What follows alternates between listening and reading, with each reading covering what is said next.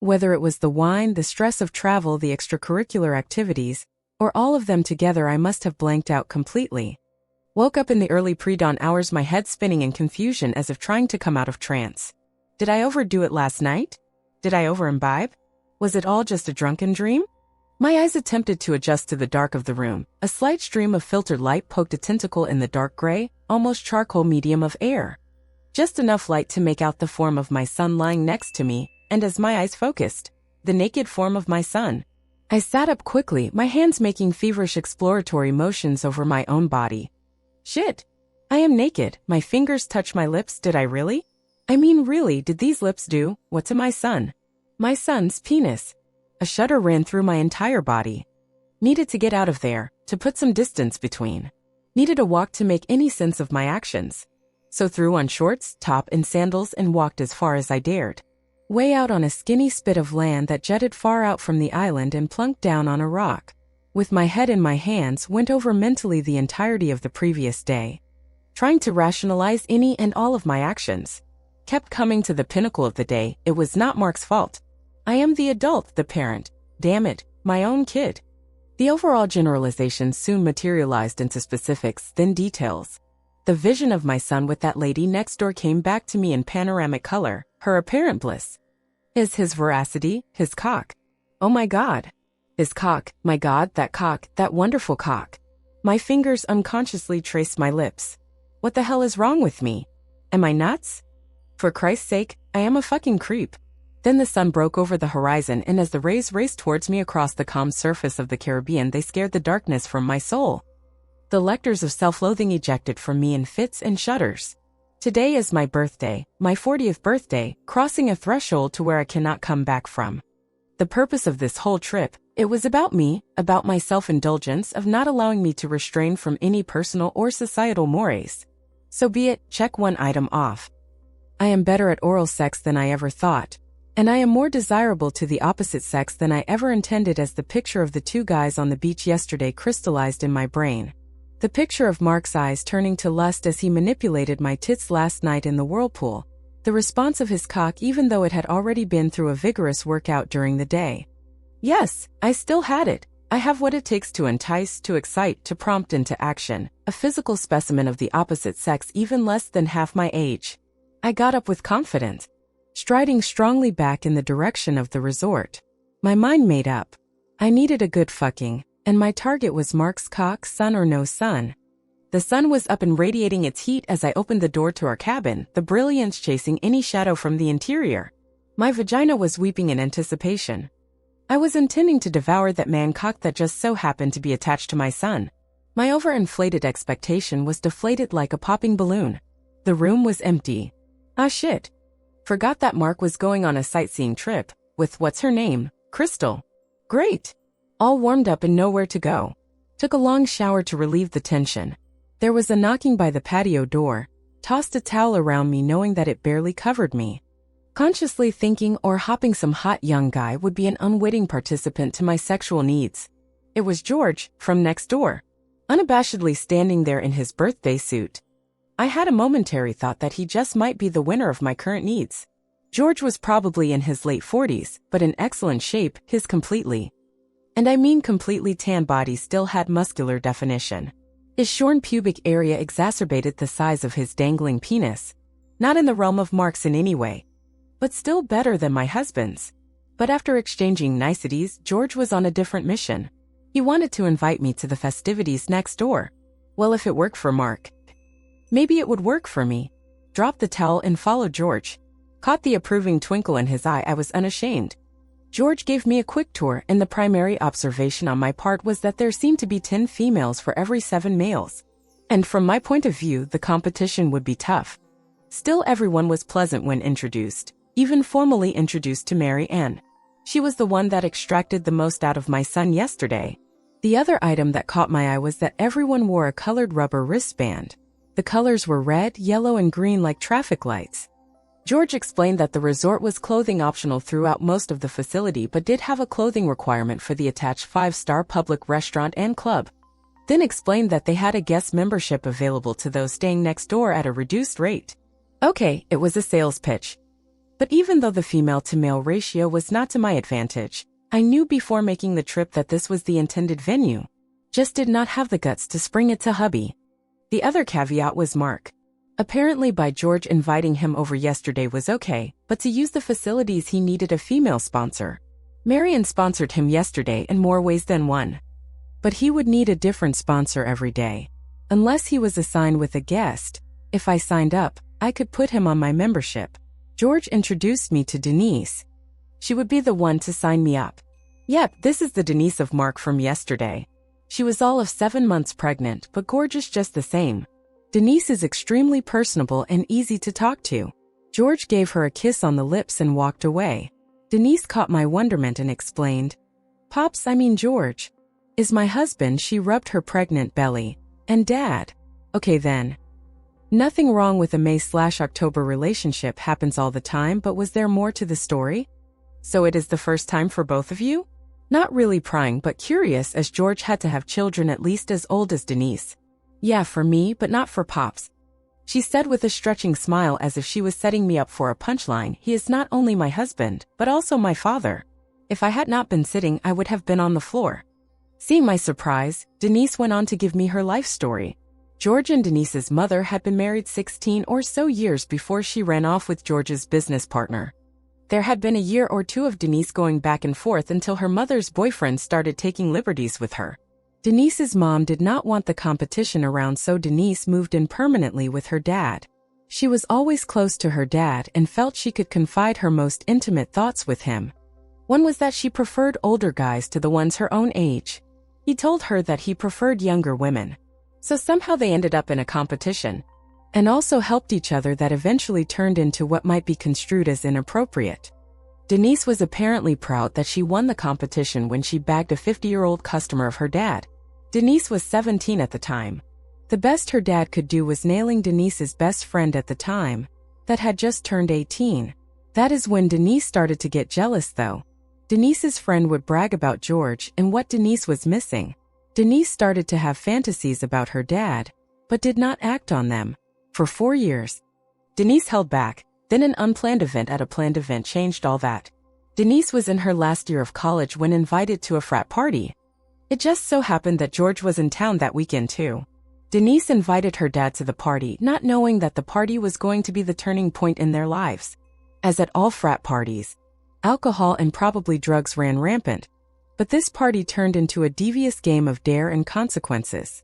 It was a guess who game, being blindfolded and drunk. Denise thinks that she and her dad might have been targeted for debauchery, as she was the first blindfolded and taken out of the room. The deal was, they would blindfold some of the girls and put them in a separate room, then blindfold some of the boys and put them in a different room. They would call out one of each and without taking off the blindfolds would have to grope each other and whisper to the judges who they thought it might be. If they guessed wrong, the two would go to another room and still without taking off the blindfolds, strip naked and do whatever it takes to find out who the other was. Without talking. She never thought that they would pair her and her father up. They did. And to top it off, the doing whatever ended up with her and her father not only having intercourse once but multiple times. It was the best sex she ever had. When they pulled off their blindfolds, the entire frat party was standing around them. It was an oh my god moment. More embarrassing to her dad it seemed at the time. Her dad made a split-second exit without much more than a quick sorry. Thankfully there was only a month left for school and she was able to ignore the ridicule of her peers. When she got home from school a month later, her dad was very apologetic and felt guilty to the point of despair. It was Denise that overcame his negativity towards the event by aggressively telling her dad that he was the best lover she ever had, and since the ice was broken, she wanted to do it for real. That was 2 years ago. Her and George's one more time is going on indefinitely, and almost 8 months ago, after a little planning on her part, she was pregnant. And her father, being the gentleman he is, took her to a different country and married her. They not only are father and daughter, but husband and wife, and they have a completely open marriage. As George wants her not to ever feel deprived. This explained her and Mark yesterday. The whole story was not only intriguing, but of interest as to maybe my sexual interest in Mark was not totally weird. Denise explained the different color bands. The green is for go, the red for stop, and the yellow for special conditions. Filling out the forms, there were very personal questions, from not only age and such, but menstrual cycles, birth control, and any possible venereal diseases.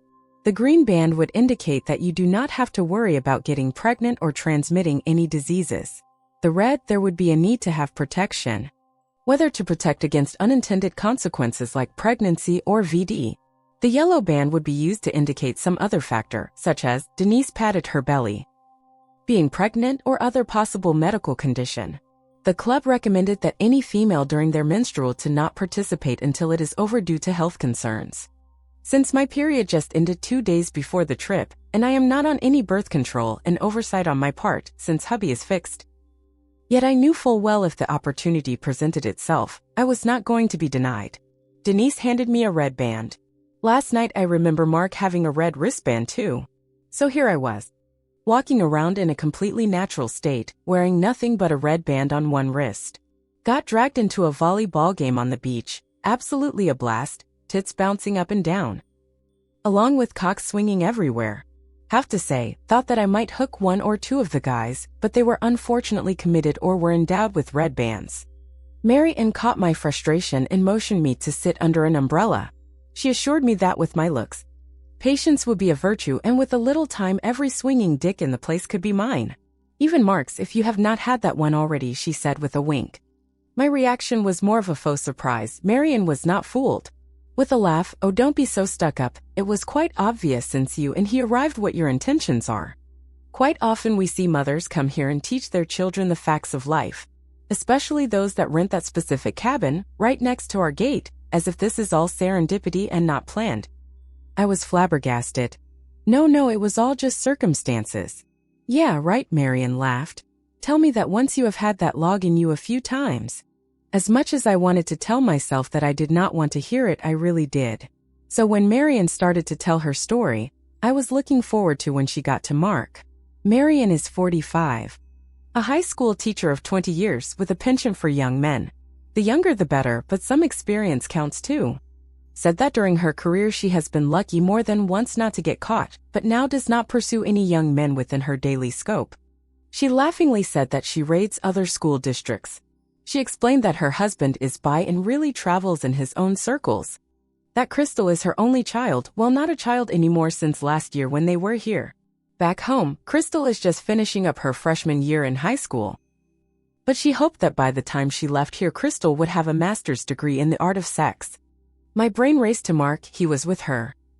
Marianne caught the consternation on my brow and patted my arm. Don't worry. Would not think she will do anything until her period is over. Maybe in a couple days. Then, as if speaking to herself, I want another chance at that too. She squeezed my arm lightly. Caught in the moment, Marianne lamented that she could almost feel my son's cock stretch her vagina, probing her depths. I should have protested. Instead, I leaned closer, listening for each small detail, not even realizing that the attendant was almost continually filling my drink. Without being too obvious, I now closely checked Marianne out. Her tits defied gravity as if they were vinyl-coated cones filled with silicone saline water bags. Her relatively small areola centering what looked like permanently raised nipples. Her stomach was flat, especially for her age. But the skin belied her time on this earth by giving up stretch marks here and there. She was a little wide at the hips, but aren't we all by the time we are in the midst of middle age? Her pubic patch was barely a V-shaped bristle, not enough to cover her folded vaginal lips, the place that my son had so skillfully separated. Mary caught me, and without a premonition of impropriety. Here, be my guest, the curiosity must be killing you. Mark must have told you, these are new. She placed my hand on her tit. It was firm, yet was still squeezable. Their globe shape still pliable, yet recovered from each squeeze with amazing memory. My thoughts went from being almost clinical to curious, and then I brushed her nipple. It responded immediately, the nipple hardened, pointing out, as the very tip formed almost like a mushroom. Hey, are you ready to go there? Her tone inquisitive. My hand still exploring. Go where? Are we having thoughts of entertaining us too? Mary moved her finger back and forth between us. I quickly pulled my hand back, realizing that maybe I was relaying the wrong impression, or was I? Did I have latent lesbian desires? I would have to come back to that thought. No, Christ, I never thought about that before. I stammered. She laughed heartily. It is okay. Happened to me that way too. You mean you? Yeah. Every once in a while, I will get caught up in the moment. Even did it with Crystal once. You're kidding, right? Nope. Honest to God, my daughter has no inhibitions when it comes to sex and I admire her for that. How old did you say she is? I might have heard earlier. But maybe she is older than I pictured. Didn't she is legal here was last year too. OMG, I thought. Then I remember what I was told about the laws here. Let a possible scenario play through my head. The curiosity of sexual interaction with another female tripped a slight sensation. What would another woman's pussy taste like? I know that to have it done to me is frosting on the cake during sex, but most of the time my husband is a little lax as to my needs. My ex-lover used to send me way over the top with his oral articulations. By now I had just finished my fourth Mai Tai and the effects were making me slightly drowsy, had to excuse myself. Marian invited me to dinner later and told her that would be fine. Just needed to take a nap and get cleaned up. Half an hour later I was lying in bed working myself up to a lather thinking about going down on another woman. Those Mai Tais were like aphrodisiacs. A few hours later I woke up. Still horny as hell, took a shower and began to plan an attack on my kid when he got back. I was intent on having him fuck his mother's brains out. Then the phone rang. It was Mark. He was spending the night at the caves with a bunch of people, would be back in the morning. Damn. Frustration was not a strong enough word. I needed a fuck. Tossed on a short, very thin cotton dress with a top that wrapped to form my cleavage. Did not bother with underwear and opened the top enough that if I leaned one way or the other, my tit would fall out. No doubt I was on the hunt. Did not care if they were 16 or 60, some guy was going down tonight. Met Mary and in the bar, she too was dressed to kill and apparently had the same frustration. She actually thought that she was going to get Mark tonight. Go figure. Guess that was some consolation to me. If I was not getting it, neither was she. But as horny as we both were, if unlucky in either of our plans, my curiosity of the going the other way just might become a reality tonight. Checking out the place. The only loose male in the joint was the bartender, and Marian was all over him. Not that I wouldn't, but he would be a non-starter as he was working. He is a good-looking native kid. Maybe in his early 20s at the most. Then at a corner table I saw one of the guys from the beach yesterday. I remembered the tint in his swim shorts when he saw me purposely be a voyeur at the beach, just maybe. Then what I assumed was his wife sat down. Shit. But he did see me. I could see a glint in his eye, and a small acknowledging smile. I turned slightly, knowing that one of my tits would be almost fully exposed to him, and gave him a bigger smile with the best come hither look I could. His smile broadened. I jerked my head in the direction of the bathrooms, got up and started to walk. There was a mirror on the wall in front of me and I could see the woman at the table spin around looking towards the bar where I had just been. She missed me completely. The woman's bathroom was halfway down a hallway that turned away from the dining room, then made a right angle towards the men's bathroom. The angle afforded a little privacy by blocking the view from one bathroom to the other. Good thing too. As I walked out of the woman's, the man came out the men's. I walked right up to him, placed his hand on the small of my back and laid my lips right on his. If he was shocked at my aggression, he did not show it. He tried to pull away from my mouth, but before he could say anything I placed my finger on his lips, my other hand up to the belt on his pants. I felt his hand slide under my dress, softly caressing my outer thigh, then my ass, and finally up under the dress to my tit. With dexterity I did not know that I possessed, his belt opened, the clasp released, the zipper down, and I had his hard cock in my hand. Not necessarily a big cock, possibly larger than my husband's, but not by much. I did not care. I needed that meat in me, and right now. I lifted my leg alongside his, he pulled my thigh up. I guided his cock under my thigh and put the head against my totally wet pussy. One shove and he was in buried to his nuts, slamming me against the wall. I wanted it, all of it, as he thrust. I drove down each time. We were fucking so hard and I escalated so quickly I had to bury my mouth against the side of his neck. Without realizing the extent of my force to subdue my vocal response to my impending orgasm, I could taste his blood in my mouth. Then I came hard, so did he. Shooting streams of his jism deep into me, the hot ropes filling each void as my pussy slobbered forth a torrent of its own juices. The combined volume finding its way past his embedded cock as I felt a rivulet roll down my leg. We separated, the look of angst in his face. He wanted to say something, but I shook my head negatively and pointed towards his wife. A sheepish look transformed his face. I assumed that he would have a hard time explaining how he got that bite and hickey mark on his neck in the 5 to 10 minutes it took for us to fuck. He pulled up his pants and turned away, then hesitated and looked back. I mouthed no and pointed. He walked away. Straightening my dress, the sense of accomplishment waved over me. I had never done anything so daring. Fucked a guy I did not know, and as if he was just a tool to be used and sent away, all in minutes. Marian knew immediately that I had accomplished something. My smile must have been infectious.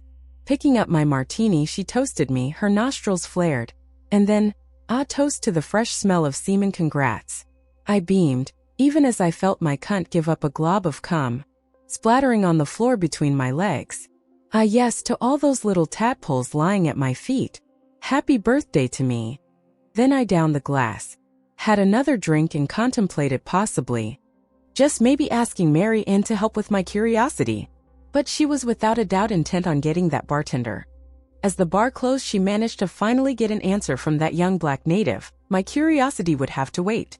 Finish the day with another first. Guess that would have to suffice.